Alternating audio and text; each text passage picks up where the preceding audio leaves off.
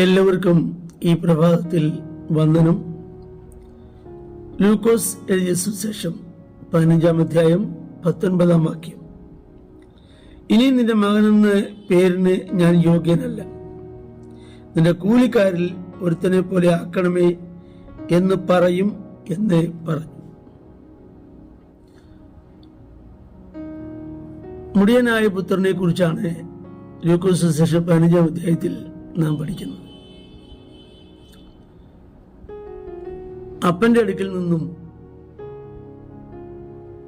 ലഭിക്കേണ്ട സ്വത്ത് വാങ്ങി സ്വരൂപിച്ച് ദൂരദേശത്തേക്ക് യാത്രയായ ഒരു മകൻ.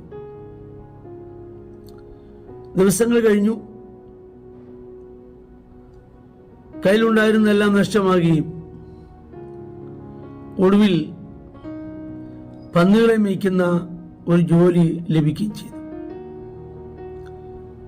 അപ്പോഴാണ് താൻ ഓർക്കുന്നത്, എൻ്റെ പിതാവിന്റെ ഭവനത്തിൽ എത്രയോ കൂലിക്കാർ ആഹാരം കഴിച്ച് ശേഷിപ്പിക്കുന്നു,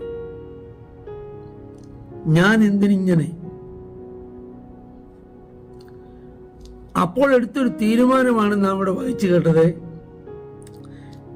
ഞാൻ എൻ്റെ അപ്പൻ്റെ അടുക്കൽ ചെല്ലും, അപ്പനോട് പറയും, ഇനിയും നിന്റെ മകനെന്ന പേരിന് ഞാൻ യോഗ്യൻ അല്ല, നിന്റെ കൂലിക്കാരിൽ ഒരുത്തനെ പോലെ ആക്കണമേ എന്ന് പറയും എന്ന് പറഞ്ഞു. ഹൃദയത്തിലെടുത്തൊരു വലിയ തീരുമാനമാണ്. മകൻ കൂലിക്കാരനാകാൻ അപ്പൻ സമ്മതിക്കുമോ?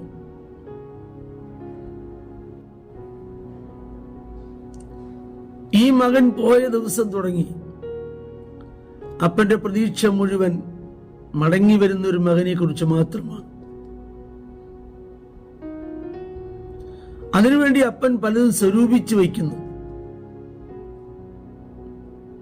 അപ്പൻ വസ്ത്രം വാങ്ങി വയ്ക്കുന്നു, ചെരുപ്പ് വാങ്ങി വയ്ക്കുന്നു, തടുപ്പിച്ച കാളുകളെ ഒരുക്കി നിർത്തുന്നു, മോതിരം ഉണ്ടാക്കി വയ്ക്കുന്നു. എന്തിനു വേണ്ടിയാണ്? മകൻ മടങ്ങി വരും എന്ന ഒരു വലിയ പ്രതീക്ഷയോടെയാണ് ഈ പിതാവിന്റെ ഇരിപ്പ്. എന്നാൽ ഈ പിതാവ് ഒരിക്കലും ഈ മകനെ കൂലിക്കാരിൽ ഒരുത്തനെ പോലെ കാണുവാൻ ഇഷ്ടപ്പെടുന്നില്ല. നാം ഓർക്കുക, എത്രയോ ധൂർത്ത് ജീവിതം നയിച്ച ജീവിതങ്ങൾ, മോശമായ ജീവിതം നയിച്ച ജീവിതങ്ങൾ കർത്താവിന്റെ അടുക്കിലേക്ക് അവർ വന്നു കഴിയുമ്പോൾ അവരെ മക്കളും അവകാശികളുമാക്കി തീർക്കുന്ന നമ്മുടെ സ്വർഗീയ പിതാവിന്റെ സ്നേഹം എത്ര വലുതാണ്. അവനൊരിക്കലും നമ്മെ ദാസനാക്കിയില്ല, അവനൊരിക്കലും നമ്മെ കൂലിക്കാരനെ പോലെയാക്കുന്നില്ല. നാം അവന്റെ ദാസന്മാരാണ്, എന്നാൽ നമ്മെ കൂലിക്കാരനെ പോലെയാക്കുന്നില്ല. ഒരു ജഡപ്രകാരമുള്ള പിതാവ് പോലും അങ്ങനെ ചെയ്യുന്നില്ലെങ്കിൽ സ്വർഗസ്ഥനായ നമ്മുടെ ദൈവം എത്രയധികം.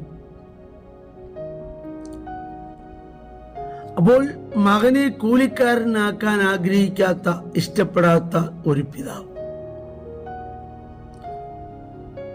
ഒരു ചിന്തകൻ പറഞ്ഞത്, നടന്നു വരുന്ന മകന്റെ അടുക്കിലേക്ക് ഓടിച്ചെല്ലുന്ന ഒരു പിതാവ്. എത്ര കരുണയുള്ള ദയയുള്ള ഒരു ദൈവമാണ് നമ്മുടെ ദൈവം എന്ന് ഓർക്കുക. അതുകൊണ്ടല്ലേ ഇസ്രായേലിനെ കുറിച്ചൊക്കെ നമ്മള് പ്രവചന പുസ്തകങ്ങളിൽ വായിക്കുമ്പോൾ, ഞാൻ വിളിക്കും തോറും അവർ അകന്നകന്നു പോയി. ദൈവത്തിന്റെ ആ സ്നേഹവായ്പ ഓർക്കുക. അവൻ വിളിക്കും തോറും അവർ അകന്നകന്നു പോയി. നാം ദൈവത്തോട് അടുത്തിരിക്കേണ്ട സമയങ്ങൾ,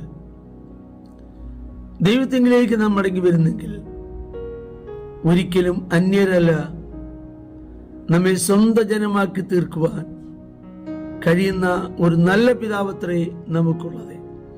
പ്രാർത്ഥിക്കാം. ഞങ്ങളുടെ കർത്താവേ, സ്വർഗീയ നല്ല പിതാവേ, ഈ വചനം കേൾക്കുന്ന എല്ലാവരെയും അങ്ങയുടെ നാമത്തിൽ അനുഗ്രഹിക്കുന്നു, യേശുവിൻ നാമത്തിൽ തന്നെ. ആമേൻ.